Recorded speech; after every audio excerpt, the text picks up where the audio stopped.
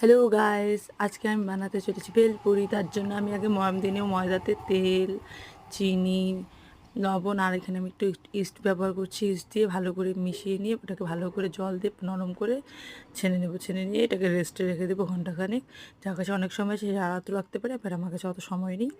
ঘন্টাখানেক রেখে দিয়েছি। তারপরে এটা আবার ভালো করে মেখে নিয়েছি। মেখে নেওয়ার পর গোল গোল গুল্লি করে মাঝখানে আঙ্গুল ঢুকিয়ে ফুটো ফুটো করে দিয়েছি। এখন এই ভেলপুরি যে শেপটা দিয়েছি ওটাকে সুন্দর করে তেলের মধ্যে দিয়ে এপিট ওপিট করে ভেজে নেব। দেখতেই পাচ্ছ তেলে দেওয়ার সঙ্গে সঙ্গে সুন্দর ফুলে উঠেছে ভেলপুরিগুলো। দেখতে কত সুন্দর হয়েছে আর এমনি সফট সফট হয়েছে।